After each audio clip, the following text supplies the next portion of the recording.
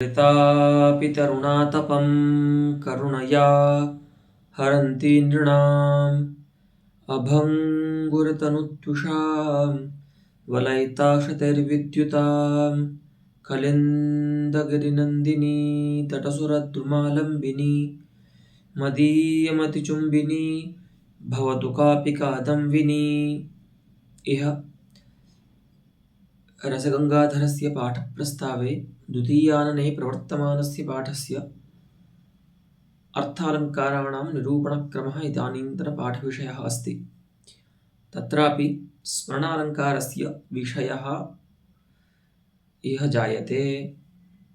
तत्र स्मरणालङ्कारस्य व्यज्यमानतायां यथा वयं जानीमः, पण्डितराजः व्यङ्ग्येऽपि तादृशे अलङ्काररूपे अर्थे द्विधा व्यवस्थां कल्पयति।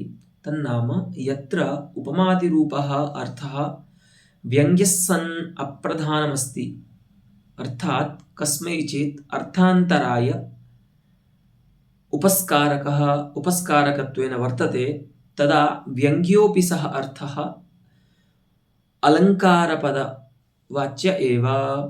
अस्तु, यदि व्यङ्ग्यः सन् प्रधानं भवति, प्राधान्येन यदा व्यज्यते तदा तस्य ध्वनिव्यपदेशो भवति।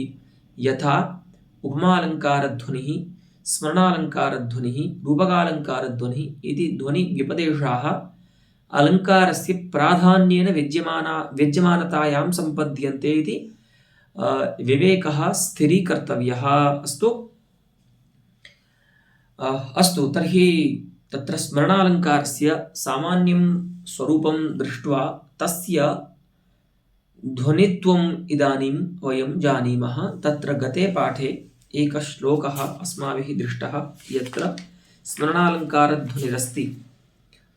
अस्तु, स च श्लोकः इदं लताभिः स्तवकानताभिः इत्यादि आसीत्। इदानीं पद्यान्तरे पुनः स्मरणालङ्कारध्वनित्वं प्रकाशयत्याचार्यः। पश्यन्तु, अद्यतनपाठस्य इयमेव प्रथमा पङ्क्तिरस्ति। यथा वा इदमप्रतिमं पश्य सरसिजैर्वृतं सखे मा जल्प नारीणां नयनानि दहन्ति माम्। अत्र कश्चित् पुरुषः स्वसखायम् एकं सरः दर्शयन् एतद् पद्यस्य पूर्वार्धं ब्रूते। यहाँ पर कोई मित्र है जो अपने सखा को, मित्र को एक सुंदर सरोवर दिखा रहा है और पद्य का पूर्वार्ध कहता है कि पश्य, हे मित्र, त्वं पश्य किमिति इदम अप्रतिमं निरुपमं इदम सरः, जिसकी कोई दूसरी प्रतिमा नहीं है, अर्थात कोई उपमान नहीं है, उसके सदृश कोई दूसरा अर्थ संसार में सुंदर नहीं है, ऐसे इस सरोवर को तुम देखो। सरः एतत् इदं पश्य, तो ये कैसा है जो ये अप्रतिम है? तो कह रहे हैं सरसिजैः वृतं, कमलैः व्याप्तम, कमलों के द्वारा जो आच्छादित है। एतादृशं सरः त्वं पश्य, जिसमें बहुत सारे कमल खिले हुए हैं, ऐसे सरोवर को तुम देखो। इदानीं पद्यस्य उत्तरार्धे सः यस्मै पूर्वार्धं ब्रूते कश्चित् पुरुषः स सखा, तस्य उत्तरार्धेन पद्येन तस्य उत्तरं ददाति। सखे मा जल्पनारीणां नयनानि दहन्ति माम्। हे सखे, तुम वृथा मा जल्प, तुम ज़्यादा बकवास मत करो, क्योंकि नारीणां नयनानि माम दहन्ति, स्त्रियों के जो नेत्र हैं वो मेरे हृदय को जला रहे हैं, है ना। पीड़ां ददति इत्यर्थः हृदयाय। तो एवमत्र पद्यार्थः अस्ति। तो अत्र पश्यन्तु, अत्रापि सरसिज ज्ञानाधीन तत् सदृशस्मृतिः प्राधान्येन ध्वन्यते। सरोवर के ज्ञान से उद्बुद्ध जो संस्कार सरोवर में जो सरसिज हैं, उन सरसिजों के ज्ञान से जो सादृश्य ज्ञान हुआ, उस सादृश्य ज्ञान से संस्कार उद्बुद्ध हुआ और उस उद्बुद्ध संस्कार से स्मरण हुआ किसका? स्त्रियों के नेत्रों का। लेकिन उस स्मरण को कहने वाला कोई पद यहाँ पर नहीं है, इसीलिए यहाँ पर जो स्मरण रूप अर्थ है वो व्यंग्य है। ठीक है, तो तदेव सरसिज ज्ञानाधीन, कमलों के ज्ञान पर आश्रित जो कमल सदृश महिलाओं के नेत्र की स्मृति है, वह स्मृति यहाँ पर प्राधान्येन व्यंग्य हो रही है। तो व्यंग्य तो इसलिए हो रही है, आप जानते हैं, क्योंकि कहीं पर भी कोई ऐसी धातु या ऐसा कोई पद नहीं है जिससे स्मृति वाच्य हो, और प्रधान रूप से यहाँ पर इसलिए कह रहे हैं क्योंकि कोई दूसरा अलंकार्य अर्थ नहीं है इस स्थल में, इसीलिए अत्र इयं स्मृति ही प्राधान्येन ध्वन्यते इति कृत्वा अत्रापि स्मरणालंकार ध्वनिः इति व्यपदेष्टुं योग्यम् अस्तु। अथ इदानीं दोषान् एतदलंकारगतान् किंचित वक्तुकामः ग्रंथं करोति आचार्यः। अत्र अथ शब्दः अनन्तर्यार्थकः, तन्नाम एतावता अलंकारस्य अलंकारत्वं प्रत्यपादि तस्य ध्वनित्वमपि अभ्यधायि इदानीं तस्य तद्गतान् दोषान् निरूपयामः। अतः सामान्येन निरूपणानन्तरम् अस्मिन् स्मरणालंकारे उपमादोषाः प्रायशः सर्व एव दोषाः। उपमा के जो दोष हमने आपको बताए थे, देखो ये यही कर रहे हैं प्रायः। एक बार उपमा में बाहुल्येन दोष संकलन कर दिया इन्होंने, अब जो भी सादृश्य मूलक अलंकार हैं उनमें भी सभी जो उपमा के दोष हैं वे हो जाएंगे। ठीक है, तो केवल अब इतना ही बताएंगे आपको। हाँ, कोई और एडिशनल कोई होगा दोष तो उसका निरूपण करेंगे, नहीं तो उपमा अलंकारे यावन्तः दोषाः संपद्यन्ते तावत एव दोषान् सादृश्य मूलकेषु अन्येष्वपि अलंकारेषु सामान्येन आचार्यः कथयति यत्ते एव दोषाः सामान्येन सर्वेष्वपि सादृश्य मूलकेषु अलंकारेषु भवन्ति। तो उपमा दोषाः प्रायशः सर्व एव अस्मिन् स्मरणालंकारे भवन्ति। विशेषतश्च, हाँ, एक ऐसा अलग दोष है जो उपमा में नहीं होता है लेकिन स्मरणालंकार में होता है, वो हम आपको बता रहे हैं। विशेषतश्च नियमेन अस्मिन् व्यज्यमान सादृश्यके सादृश्यस्य शब्दवाच्यतायां दोषः। हाँ, एक विशेष दोष है जो उपमा में नहीं होता है लेकिन इसमें हो सकता है।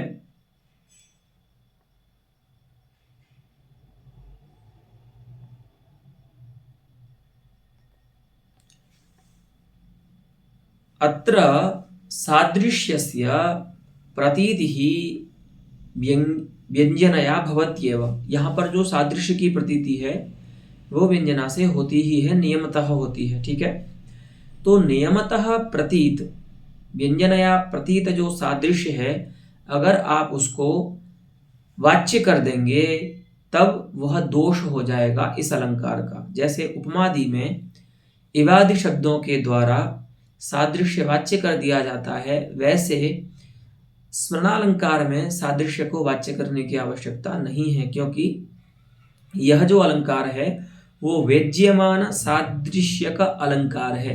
वेज्यमानम सादृश्यम यस्मिन् तत् वेज्यमान सादृश्यकम स्मरणम। इसीलिए वेज्यमान सादृश्य का इस अलंकार में अगर आप सादृश्य को कहने के लिए उसका वाचक पद का प्रयोग करते हैं तो इस अलंकार में वह दोष कहलाता है, सादृश्य का वाच्य होना।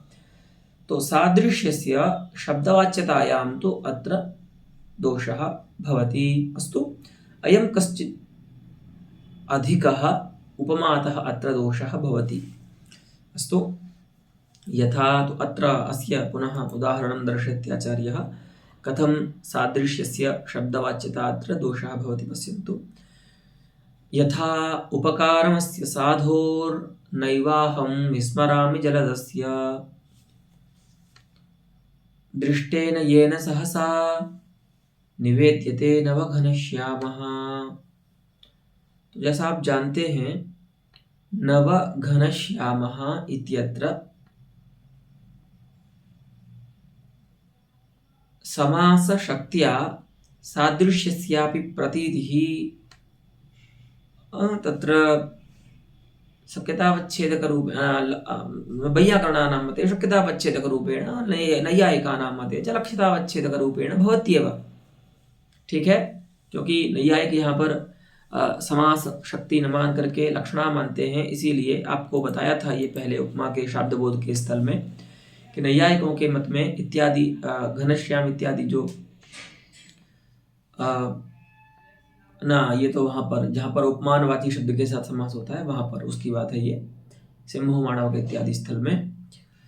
तो और यहाँ पर भी देखिए क्योंकि साधारण धर्मवाचक शब्द है इत्यादि स्थलों में क्या होगा, वैयाकरणों के मत में चूंकि समास शक्ति वो मानते हैं तो वहाँ पर शक्ति से ही घन एव श्याम ऐसा अर्थ बुद्ध हो जाएगा। तो वहाँ पर भी जो सादृश्य है वह शक्ति के द्वारा उपस्थित होता है मन वृत्ति के द्वारा, और नैयायिकों के मत में तो लक्षणा वृत्ति के द्वारा उपस्थित होता है, लेकिन वहाँ पर लक्षितावच्छेदक के रूप में होता है।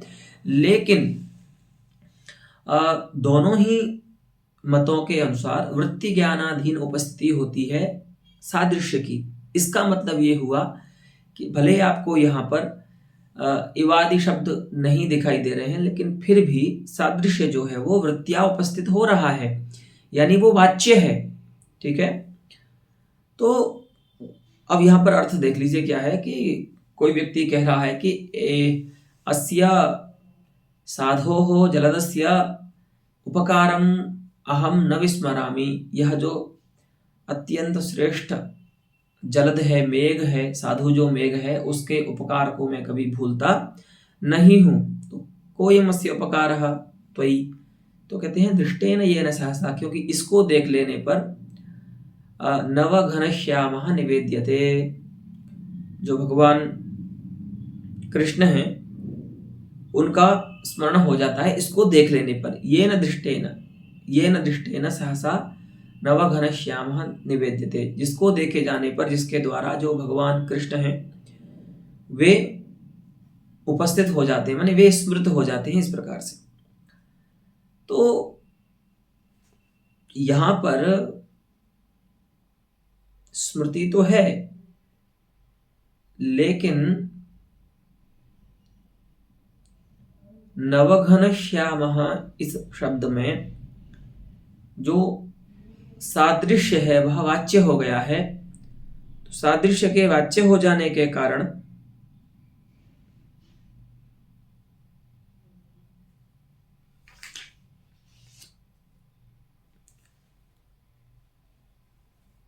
यहां पर दोष माना गया है स्मरणालंकार में। दोष क्यों मानते हैं भैया? सादृश्य अगर वाच्य हो जाए तो जब आप सादृश्य मूलक अलंकार कह ही रहे हो तो स्मरण को, तो सादृश्य के वाच्य होने पर उसको दोष क्यों मान रहे हो? उसका सादृश्य के वाच्य होने को तो दोष इसलिए मान रहे हैं क्योंकि स्मरणालंकार के स्वरूप में ही सादृश्य मूलकत्व है। तो वह जो स्मरण निवेदित होता है उस प्रकार का सादृश्य मूलकत्व जो स्मरण निवेदित होता है वह उस स्मरण के स्वरूप में ही सादृश्य है, वो व्यंजना से प्रतीत होता है। ठीक है, तो तभी तो बोला नियमेन अस्मिन् व्यज्यमान सादृश्य के स्मरणालंकारे। तो व्यंजना से जब सादृश्य की प्रतीति हो ही रही है तो पुनः वाच्य क्यों करना उसको? क्योंकि एक वृत्ति के द्वारा जिस अर्थ का ज्ञान हो गया है उसी अर्थ का ज्ञान वृत्त्यंतर से करना तो व्यर्थ है, पुनरुक्ति मानी जाती है, और पुनरुक्ति तो दोष होती है। तो इसी मति से इसी ऐसा ही विचार करके यहाँ पर सादृश्य की जो वाच्यता है उसको दोष रूप माना गया है स्मरणालंकार का। ठीक है, वही कहते हैं कि अत्र स्मृत्या एव घनसादृश्यं भगवतः प्रतीयमानं वाच्यवृत्त्या कदर्थितं निवेद्यते। यहाँ पर इस पद्य में स्मृति से ही माने निवेद्यते, ये जो क्रियापद है उसके द्वारा प्रतीत जो स्मृति है उस स्मृति से ही मेघ सादृश्य जो है वो भगवान का प्रतीत हो रहा था। तो वाच्यवृत्ति से पुनः जो सादृश्य निवेदित किया जा रहा है तत्सादृश्यम कदर्थितम अर्थात व्यर्थीभूतम निवेद्यते, वो व्यर्थ है। ठीक है, वृथा एव निवेद्यते। देवकी तनय इति तु साधु। हाँ, अगर आपको स्मरणालंकार को जस का तस रखना है और उसका दोष का परिष्कार करना है तो नवघन श्याम जो पद आप दे रहे हैं भगवान का वाचक, उसकी जगह पर देवकी तनय ऐसा पाठ कर दीजिए।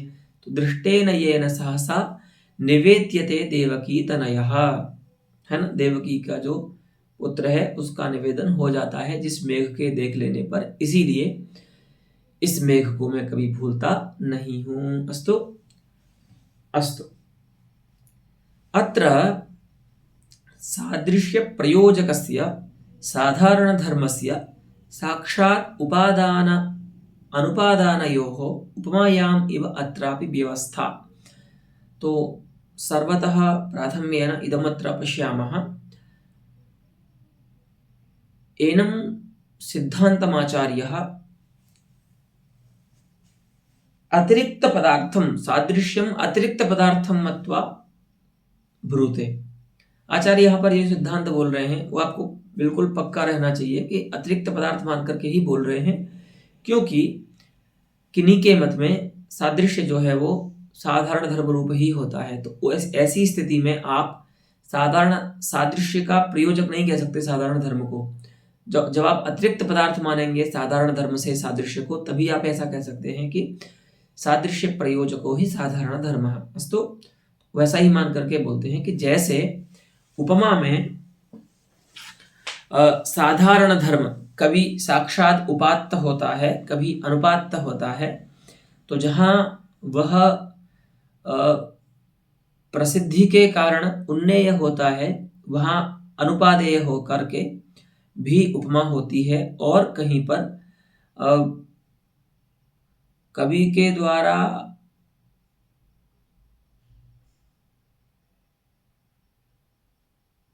इस पदार्थ में रहने वाले जो अन्य धर्म हैं उनसे सादृश्य इष्ट नहीं है ऐसा जहां बताना होता है, वहां पर वो जो धर्म होता है वह उपादेय होता है, माने उसका उपादान करता है कवि। तो जैसे हमने आपको उपमा में व्यवस्था बताई थी साक्षात साधारण धर्मस्य उपादान अनुपादानस्य, तथैव अत्रापि सा व्यवस्था अनुसरणीया। तो वहां क्या व्यवस्था बताई थी, थोड़ा सा उसको और रिमाइंड करा रहे हैं। देखिए, तथा ही माने सा व्यवस्था ही उपमायां तावत् क्वचित् धर्मो नियमेन प्रतीयमानः साक्षात् न उपादेय एव। कहीं पर क्या होता है,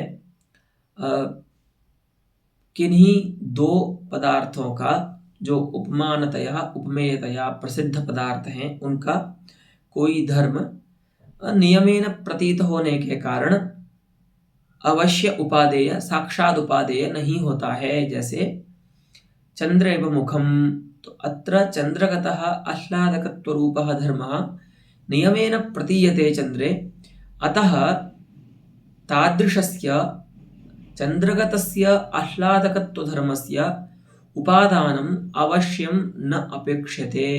अस्तु उपमाया लेक यथा शंखवत् पांडुरच्छविः इत्यत्र पांडुरत्वम, शंख के समान पांडु है, छवि माने कांति जिसकी, ऐसा कोई व्यक्ति। तो अब यहां पर देखिए, चूंकि छवि का विशेषण है पांडुरत्व रूप साधारण धर्म, इसीलिए अवश्य उपादेय नहीं है, क्योंकि शंख की जो छवि है वह नियमतः पांडुरत्वेन ही प्रतीत होती है। कहीं पर भी शंख पीतत्वेन अथवा नीलत्वेन प्रतीत नहीं होता है, शंख की जो छवि है। इसीलिए छवि का विशेषण होने के कारण पांडुरत्व रूप जो धर्म है वह यहाँ पर अवश्य माने साक्षात उपादेय नहीं है। अगर ऐसा भी कहते हैं कि शंखवत छवि अयम जनः, तो वहां पर ये ज्ञान हो जाएगा कि इस जन की छवि शंख के समान शुभ्र है, धवल है। ठीक है, तो इत्यत्र पांडुरत्वम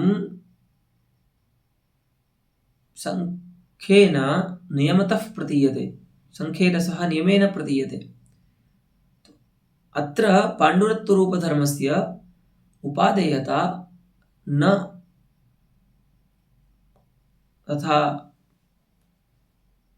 अपेक्षिता अस्ति।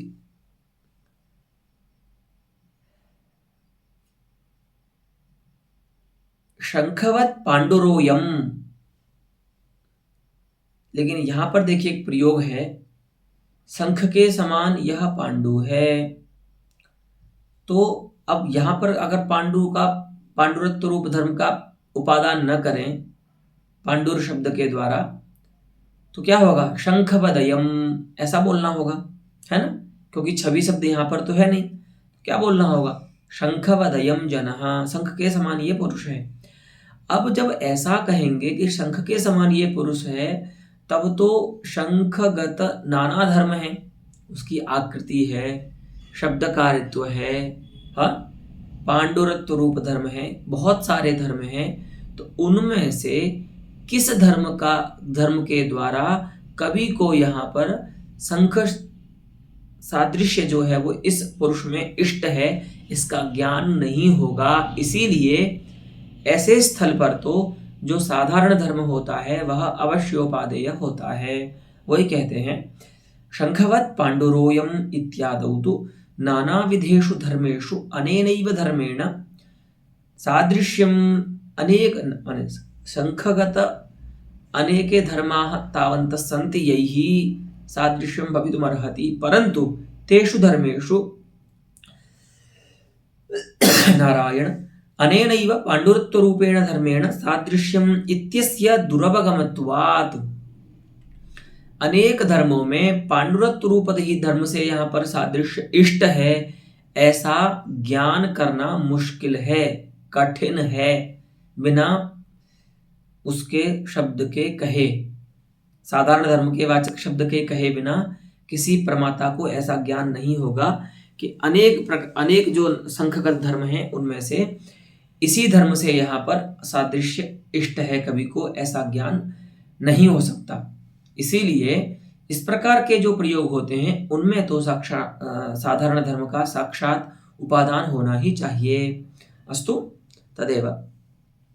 तो शंखवत् पांडुरोयम इत्यादौ तु नानाविधेषु धर्मेषु अनेनैव धर्मेण सादृश्यमित्यस्य दुरवगमत्वात् सर्वत्र उपमानोपमेय साधारणस्य श्लिष्टशब्दात्मकस्य अन्यस्य वा स्व अनभिप्रेतस्य साधारण धर्मस्य उपमा अप्रयोजकत्व संभवात् तद्वारणाय पांडुरत्वाद्धर्मो वाच्यतां नीयते।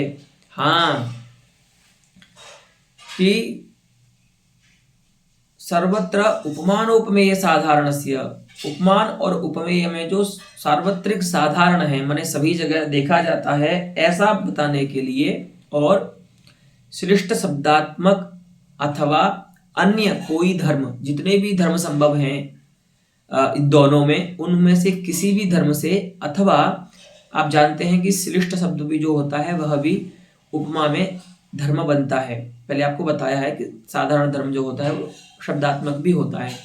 तो ऐसा कोई भी धर्म यहाँ पर अभिप्रेत नहीं है उपमा के प्रयोजक के रूप में। ठीक है, ऐसा बताने के लिए कवि क्या करता है, वाच्यता नयन करता है साधारण धर्म का, माने शब्द से प्रयोग करता है। तो शब्द से प्रयोग करने के पीछे क्या तात्पर्य क्या है कवि का, तो ये तात्पर्य बता रहे हैं कि सर्वत्र उपमानोपमेय साधारणस्य श्लिष्ट शब्दात्मकस्य अन्यस्य वा स्वानभिप्रेतस्य, जो कवि को अनभिप्रेत है, अभिप्रेत नहीं है, चाहा नहीं गया है साधारण धर्म के रूप में, माने उपमा के प्रयोजक के रूप में। साधारण तो हो, लेकिन अत्र उपमा उपमा प्रयोजकत्वेन यह अनभिप्रेतः धर्मः अस्ति तस्य धर्मस्य संभवात् तद्वारणाय। तो उस प्रकार के धर्म के संभव होने से उपमा के प्रयोजक के रूप में उसका वारण करने के लिए कि यहाँ पर मैं कवि इस पदार्थ का जो सादृश्य इस अर्थ में ले जा रहा हूं, उस सादृश्य का प्रयोजक उपमानगत कोई भी अन्य धर्म नहीं है जो संभव हो सकता है। तो बोले कौन सा धर्म है? तो मैं शब्द से कह रहा हूं कि अनेन धर्मेण एतत् सादृश्यम अस्मिन् पदार्थे मया इष्टम। इस पदार्थ का सादृश्य इस धर्म के द्वारा मुझे इस पदार्थ में इष्ट है, ऐसा बताने के लिए पांडुरत्वादि धर्म जो है वो उनका वाच्यता नयन किया जाता है, वो वाच्यता को लाए जाते हैं। तो वाच्यता को लाए जाने का अभिप्राय क्या है? उनका शब्द से कथन किया जाता है, उनका उपादान वाक्य में किया जाता है। अस्तु तदेव यथा यथा वा अरविंदमिव सुंदरम मुखम इत्यादौ सुंदरत्वादिः, जैसे यहाँ पर अरविंदमिव सुंदरम इत्यादि स्थल में जो सुंदरत्वादि धर्म है, न नीयते च क्वचित् वक्तुः अन्यस्य अनुपस्थानात् प्रसिद्धेः प्राबल्यात्। हाँ, कहीं कहीं पर वाच्यता नयन नहीं किया जाता है, तो वो आपको बता दिया है। तो उसमें क्या हेतु है कि जब कभी साधारण धर्म का प्रयोग नहीं कर रहा है, तो उसमें यही कारण है कि वक्तुः अन्यस्य अनुपस्थानात् प्रसिद्धेः प्राबल्यात्। एक तो क्या है, प्रसिद्धि ऐसी हो गई है कि अन्य का उपस्थान ही नहीं हो सकता है, अन्य का अनुपस्थान होने के कारण कोई अन्य धर्म आ ही नहीं सकता है। जैसे चंद्र एवं मुखम, तो इत्यादि स्थल में आह्लादकत्व रूप जो धर्म है वो प्रसिद्ध है। तो अन्य धर्म का अनुपस्थान होने के कारण, प्रसिद्धि का प्राबल्य होने के कारण वहां पर कहीं कहीं पर अवश्य उसका उपादान नहीं किया जाता है, किया ही नहीं जाता है ना। कहीं कहीं जैसे अरविंदमेव मुखम इत्यादि सैव, ठीक है। अप्रसिद्धश्च धर्मो अवश्यम साक्षादुपाद। हाँ, लेकिन जो अप्रसिद्ध धर्म होता है उसका आपको अवश्य ही, अर्थात मैंडेटरी है वो, कि आपको उसका उपादान करना ही है। अन्यथा तस्य अप्रतिपत्तौ। हाँ, अगर आपने अप्रसिद्ध धर्म का भी उपादान नहीं किया तो उस धर्म की अप्रतिपत्ति नहीं होगी, और उस धर्म के द्वारा जो उपमा का निर्माण कवि करना चाह रहा था वह उपमा निर्माण भी व्यर्थ हो जाएगा।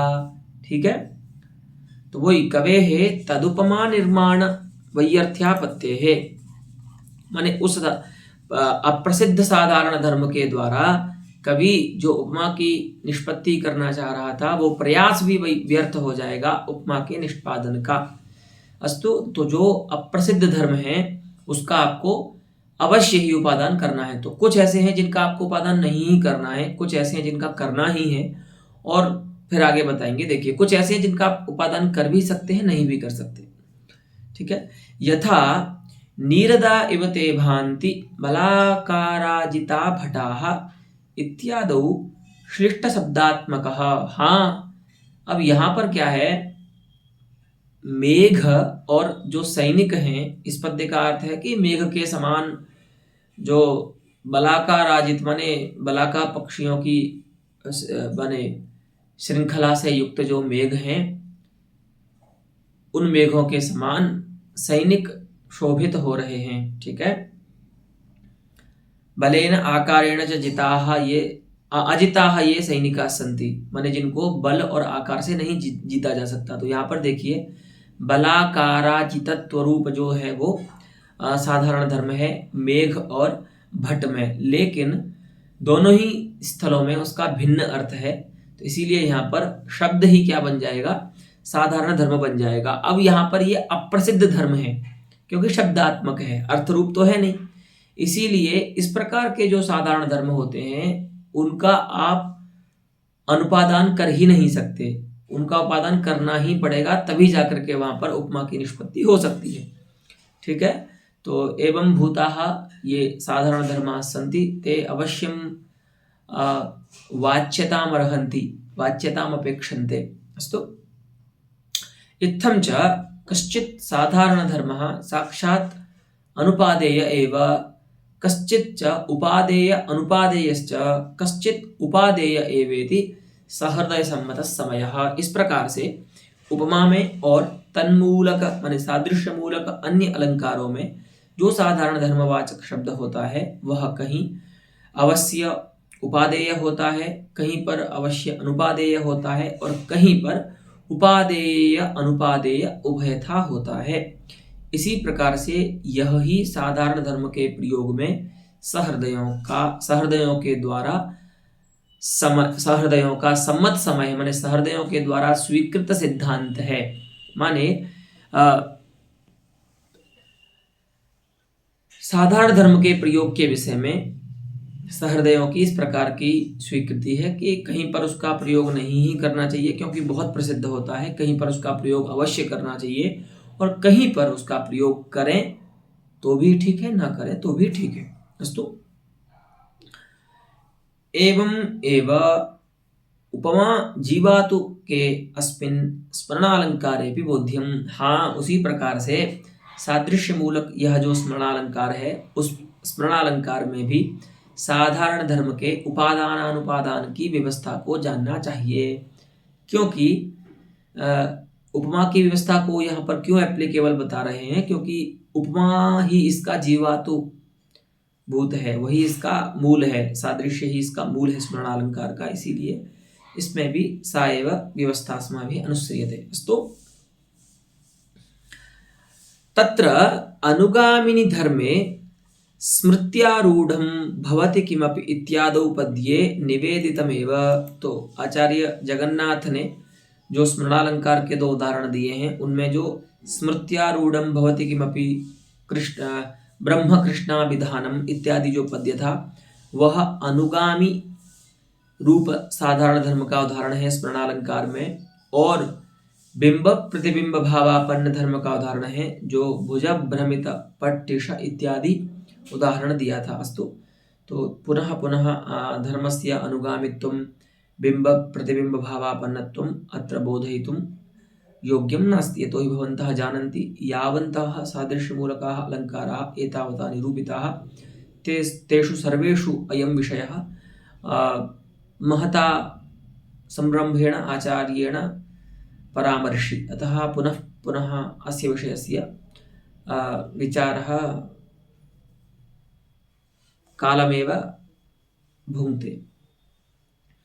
ठीक है, तो यहाँ पर आप देख लीजिएगा जो साधारण धर्म है वो पहले पद्य में अनुगामी है और दूसरे पद्य में बिंब प्रतिबिंब भावापन्न है। उसका थोड़ा बताते हैं कि इत्यादि पद्ये निरूपितम तो तत्र कुलिश पट्टिशयोः भूधर दंतावलयोश्च बिंब प्रतिबिंब भावापन्नत्वात्। कुलिश और पट्टिश जिनका जो विशेषण है उनमें माने दोनों भिन्न पदार्थ हैं, लेकिन एक अस्त्र विशेष है पट्टिश नाम का और कुलिश माने वज्र जो है, वे दोनों वस्तुतः भिन्न हैं। फिर भी वस्तुतः भिन्न होने पर भी सादृश्य मूल का भेदाध्यवसाय से उनको एक माना गया है। उसी प्रकार से भूधर और दंतावल माने हाथी और पर्वत जो है वे भी भिन्न है। तो यहाँ पर भिन्न पदार्थों को जो एक माना गया है साधारण धर्म, वही क्या है, बिंब प्रतिबिंब भावापन्न साधारण धर्म है। तो इसीलिए बोल रहे हैं कि कुलिश पट्टिशयोः भूधर दंतावलयोश्च बिंब प्रतिबिंब भावात्। अस्तु। तो एकस्मिन् उदाहरणे स्मरणालंकारस्य साधारण धर्मः बिंब प्रतिबिंब भावापन्नः अस्ति, अपरत्र स्मृत्यारूढ़ं भवति किमपि ब्रह्मकृष्णाभिधानम् इत्यत्र सः अनुगामी धर्मः अस्ति। तो तत्र धर्मस्य अनुगामित्वं नाम यः धर्मः एक एव धर्मः उपमेये उपमाने च सामान्येन अन्वेति सः धर्मः अनुगामी धर्मः उच्यते। अस्तु। उपचरिते यथा, अब उपचरित धर्म में भी स्मरणालंकार होता है उपमा की ही तरह। तो उपचरित धर्म आप जानते हैं जो धर्म उपमान अथवा उपमेय में से किसी एक में ही अन्वित हो, दूसरे में उसका अन्वय उपचार से करना पड़े, अर्थात वह उपचरित हो, माने जहाँ जिसकी सत्ता वास्तविक नहीं होती वहाँ पर उस धर्म को हमको उपचरित मानना होता है।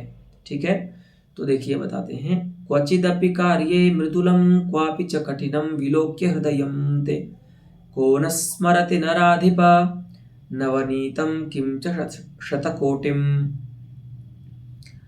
शतकोटिं वज्रं नवनीतं च तत्र दुग्धस्य विकारजन्यमर्थं वा कह न स्मरति। हे राजन, नवनीत और वज्र को कौन याद नहीं करता। तो अब देखिए दोनों पदार्थों में क्या है, बिल्कुल भिन्न धर्म है। वज्र में काठिन्य है और नवनीत में मार्दव है, मृदुता है, ठीक है, कोमल वो है। तो ऐसे भिन्न विपरीत पदार्थों का स्मरण क्यों करते हैं भाई लोग राजा को देख करके। हे नराधिप त्वां विलोक्य अथवा ते हृदयं विलोक्य एतत् पदार्थं वा को जनः न स्मरति, अर्थात सर्वे जनाः एतादृशं भिन्नं पदार्थं स्मरन्ति। तो क्या देखते हैं वो, तो कह रहे हैं क्वचिदपि कार्ये मृदुलम क्वापि च कठिनम। ये बड़ी अच्छी योग्यता है राजा की कि उसको सर्वतोभावेन कठिन भी नहीं होना चाहिए, सर्वतोभावेन मृदु भी नहीं होना चाहिए, है ना। तो कि जहाँ कार्य में माने अवसर में जो मृदु होता है, मृदुल होता है हृदय, और जहाँ बात कठिनता की होती है वहाँ पर वो हृदय कठिन भी हो जाता है। जहाँ पर न्याय अथवा शास्त्र की बात आती है तो वहाँ कठिन भी हो जाता है। तो ऐसा जो तेरा हृदय है, उस हृदय को देख करके कौन व्यक्ति ऐसा नहीं है संसार में जो नवनीत और वज्र का स्मरण नहीं करता, अर्थात सर्वोपि लोकः तव एतादृशं हृदयं मृदुलं कठिनं च हृदयं विलोक्य नवनीतं वज्रं च स्मरति यथा वा। तो यहाँ पर भी देखिए आप, हृदय में काठिन्य और मार्दव ये जो दो धर्म हैं वे अवास्तविक हैं, उपचरित हैं, क्योंकि ये दोनों मूर्त द्रव्य के धर्म हैं, मूर्त पदार्थ के धर्म हैं।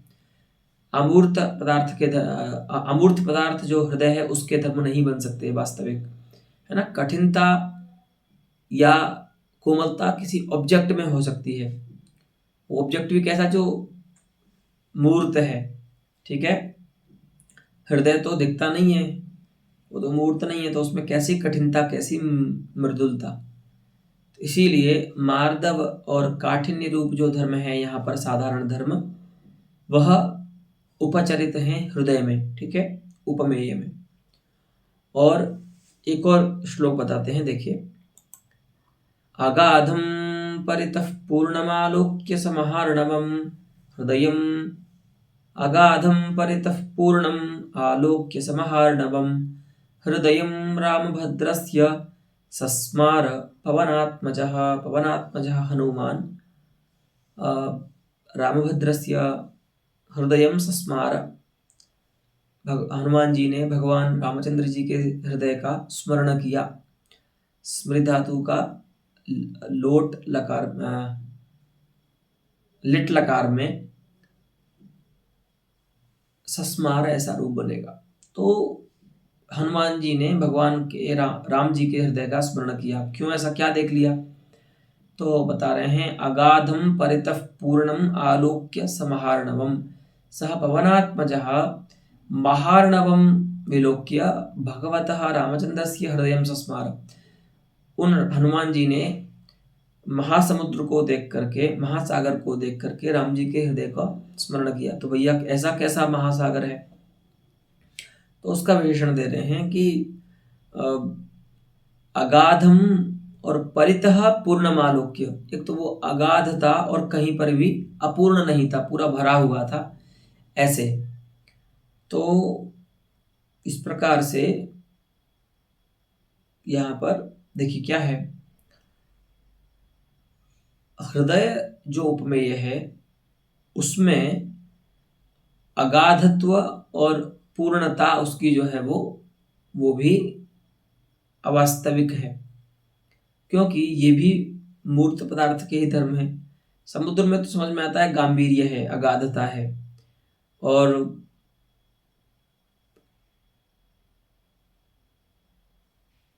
उसकी पूर्णता भी माने परितः पूर्णता भी समझ में आती है।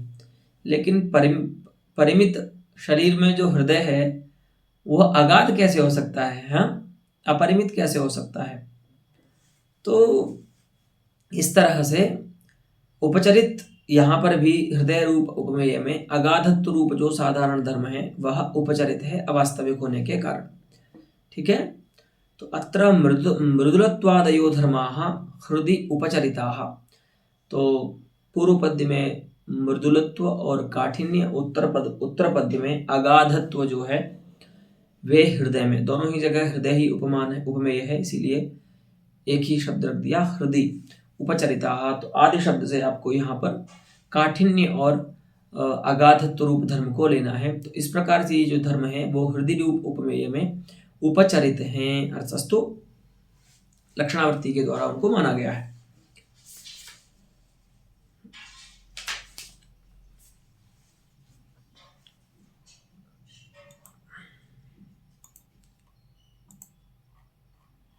इयांस्तु विशेषः। अच्छा, फिर भी हमने 2 उदाहरण दिए हैं तो हमारा कोई प्रयोजन रहा होगा, तो वही प्रयोजन बता रहे हैं कि एक विशेष बात यह है कि यद एकत्र अनुभूयमाने हृदये स्मर्यमाण नवनीतादे सादृश्य से सिद्धि ही अपरत्र तो स्मर्यमाणे हृदये अनुभूयमान समुद्रस्य इति। हाँ, देखिए यहाँ पर 2 पदार्थ हैं, एक अनुभूयमान पदार्थ है और एक स्मर्यमाण पदार्थ है। दोनों ही पद्यों में क्या हो रहा है, उपमान और उपमेय में अनुभूयमानत्व और स्मर्यमानत्व परिवर्तित हो जा रहा है। देखिए प्रथम पद्य जो है वहां पर अनुभूयमान है हृदय, ठीक है, और स्मर्यमाण है उपमान यानी नवनीत और वज्र शतकोटि। तो अत्र उपमेयस्य अनुभूयमानत्वमस्ति पूर्वस्मिन् पद्ये, उपमानस्य च स्मर्यमाणत्वमस्ति। तथैव द्वितीये पद्ये उपमानस्य अनुभूयमानत्वमस्ति, उपमेयस्य च स्मर्यमाणत्वमस्ति। यहाँ पर जो उपमेय है भगवान का हृदय वह स्मर्यमाण है, स्मृति का विषय है, और जो उपमान है महार्णव वह अनुभव का विषय है हनुमान जी के, उसको देख करके हनुमान जी ऐसा बोल रहे हैं। तो यही अंतर है कि एक जगह उपमान अनुभूयमान है द्वितीय पद्य में और उपमेय स्मर्यमाण है, और प्रथम पद्य में उपमान जो है वह स्मर्यमाण है और उपमेय जो है वो अनुभूयमान है। वही कहते हैं कि एकत्र अनुभूयमाने हृदये अर्थात उपमेये स्मर्यमाणे नवनीतादेः सादृश्य से सिद्धि भवति। एक जगह अनुभूयमान पदार्थ हृदय में, स्मर्यमाण जो नवनीत आदि हैं उनके सादृश्य की सिद्धि होती है, माने उपमान के सादृश्य की सिद्धि होती है। और दूसरे पद्य में तो स्मर्यमाण जो हृदय है उसमें अनुभूयमान जो उपमान है समुद्र, उसके सादृश्य की सिद्धि होती है। तो बोला ऐसा क्यों कर सकते, ऐसा कैसे कर सकते हैं आप? तो कह रहे हैं भैया सादृश्य जो होता है वह उभयाश्रित होता है, इसीलिए कोई समस्या नहीं है, चाहे उपमान अनुभूयमान हो चाहे वह स्मर्यमाण हो। अस्तु, सादृश्यस्य उभयाश्रितत्वात् उभयता स्वीक्रियमाणे सादृश्ये तस्य सिद्धिः उपमेये भवत्येव। अस्तु, केवल शब्दात्मके यथा। अच्छा हाँ, कभी केवल शब्दात्मक भी साधारण धर्म होता है, वैसा साधारण धर्म होने पर स्मरणालंकार कैसे होता है ये बता रहे हैं। देखिए, ऋतुराजं भ्रमरहितं यदाहमाकर्णयामि नियमेन आरोहति स्मृतिपथं तदैव भगवान् मुनिर्व्यासः। तो जब मैं नियमेन सुनता हूँ। किसको? भ्रमरहितं ऋतुराजं यदा नियमेन आकर्णयामि तदा यदाहम् आकर्णयामि तदा नियमेन स्मृतिपथं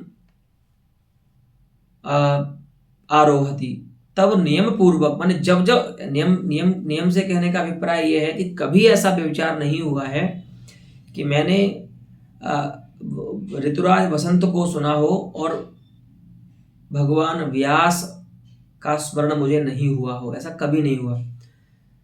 तो बोले क्या ऐसा सादृश्य है कि आप वसंत को सुनते हो और व्यास भगवान का आपको स्मरण हो जाता है? तो वहां पर बता रहे हैं, देखिए यहां पर जो ऋतुराज का विशेषण है ना, उसको देखिए, भ्रमरहितम।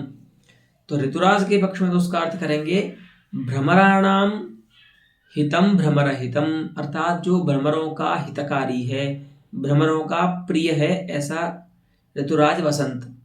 ठीक है। और भ्रमरहित तो इधर क्या है? व्यास मुनि के पक्ष में, क्योंकि उपमेय में भी तो साधारण धर्म का अन्वय होना चाहिए, तभी उसकी साधारणता सिद्ध होगी। तो यहां पर अर्थ करेंगे भ्रमेण रहितः भ्रमरहितः, अर्थात व्यास मुनि। तो भगवान जो व्यास थे उनमें भी भ्रम का लेश भी नहीं था। ठीक है। तो यहां पर भ्रमरहित शब्द का अर्थ करेंगे भ्रमात्मक ज्ञान राहित्यवान। ठीक है। और वहां पर भ्रमरों का हितकारी। तो इस प्रकार से भ्रमरहित पदार्थ जो है वो उभयत्र भिन्न है, तथापि शब्दात्मक जो साधारण धर्म है उसके कारण यहाँ पर सादृश्य हो जाएगा। ठीक है। उस प्रकार के सादृश्य से यहाँ पर स्मरणालंकार की सिद्धि होती है। अस्तु। तो अत्र साधारण धर्मः शब्दात्मकः अस्ति इति अवश्यं ज्ञातव्यम्। अत्र भ्रमरहित शब्दो व्यासवसन्तयोः साधारणः। शब्दः साधारणः, देखो ऐसा बोल रहे हैं, अर्थः साधारणः नास्ति, यतोहि एकत्र तस्य अर्थः भ्रमराहित्यरूपः अस्ति, राहित्यरूपः। पुनः अपरत्र भ्रमराणां हितकारित्वरूपः अर्थः अस्ति, अतः अर्थस्य साधारण्यं नास्ति, अपि तु शब्द एव साधारणः अस्ति। अस्तु। तो एवं व्यास रूपे उपमेये वसंत रूपे च उपमाने अयं शब्द एव साधारणः अस्ति इति कृत्वा एतत् शब्दात्मक साधारण धर्मेण अत्रापि सादृश्यमूलकः स्मरणालङ्कारः अस्ति इति निश्चेतव्यम्। एवं अन्येपि प्रभेदाः सुधीभिः उन्नेयाः, नाम सादृश्यमूलकालङ्कारेषु इतः प्राग् यावन्तः भेदाः अस्माभिः प्रादर्शिषत तेषु केचन अत्र न उक्ताः, तु ते सुधीभिः तत्तत् लक्ष्येषु स्वयं उन्नेयाः। तो आप सभी जो विद्वान जन हैं वे लक्ष्य ग्रंथों में जाकर के स्मरणालंकार के और भी उदाहरण देख सकते हैं। अस्तु। यह पुनः दिङ्मात्रम् उपदर्शितम्, यहाँ पर हमने आपको केवल स्मरणालंकार का एक दिङ् निर्देश कर दिया है। अस्तु। तो तत्र एतावता अलम् अद्यतनपाठेन इह एव स्मरणालंकारस्य समाप्तिर्भवति। इतः रूपकालंकारस्य निरूपणं प्रारप्स्यते, तद्वयम् आगामिनि पाठे करिष्यामः। अस्तु।